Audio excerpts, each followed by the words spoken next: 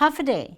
On Tuesday, we reported 210 positive COVID-19 cases, our highest case count in a single day since October 29, 2021, when we reported 111 cases at the tail end of our last surge.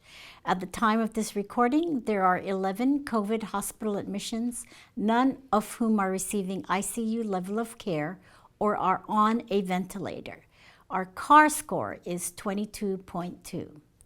As public health officials forecasted, surges in positive cases often follow holidays such as Christmas and New Year's due to increased travel and gatherings.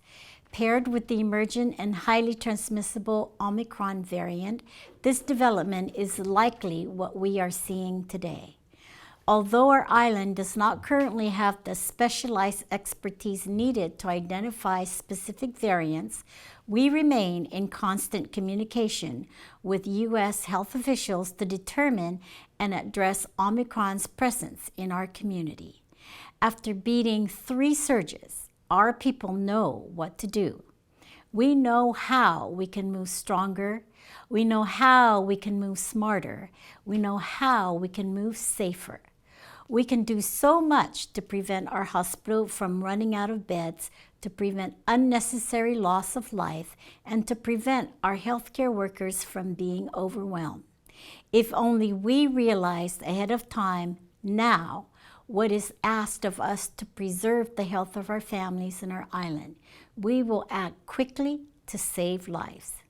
As we have acknowledged, my administration and our expert professionals in healthcare have been very closely monitoring our cases and transmission trends since the outbreak of the Omicron variant in South Africa 2 months ago.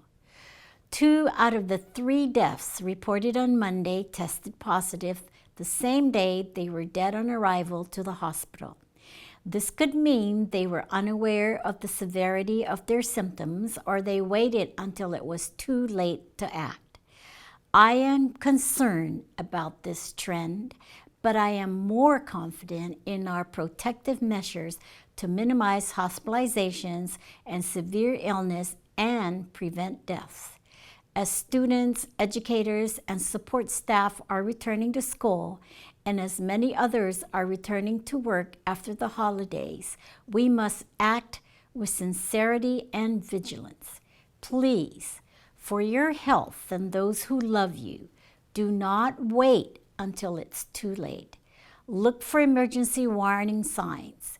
Seek emergency care immediately or call 911 if you have trouble breathing, persistent pain or pressure in the chest, new confusion, inability to wake or stay awake, or bluish lips or face.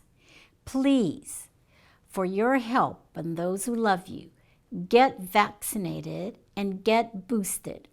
Nearly 130,000 of us have done our parts to get fully vaccinated, including over 12,000 teens and about 5,000 children. But only roughly 39,000 booster shots have so far been administered. This tells us that many people still need a boost, especially if it has been 6 months or more since your last COVID vaccine. And the opportunity to get your vaccine or booster remains available at no cost and is widely accessible through public health's vaccination clinics, which recently has been expanded in partnership with the Guam Department of Education and would be made more available at certain schools after hours starting this week. Taking these steps, in addition to seeking COVID-19 monoclonal antibody treatment, are our best defense to overcome this deadly virus. And so, we are pleading with you to take them for your protection.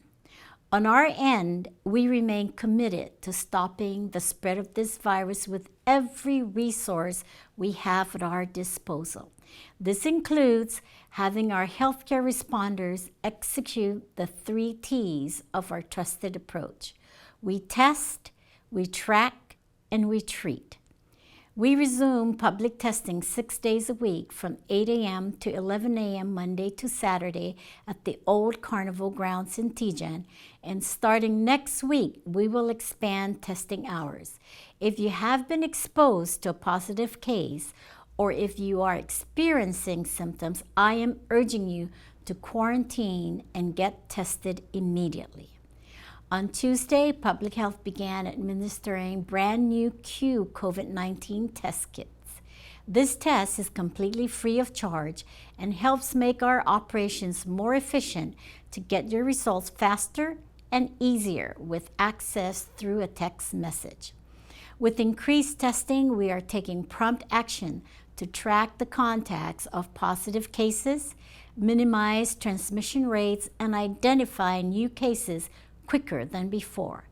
On top of enhanced testing and tracking, we also have the tools to help people get better faster.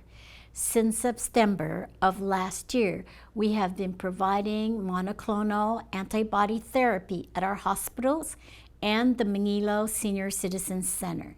So far, we have treated over 1,000 people who know the benefits of this treatment.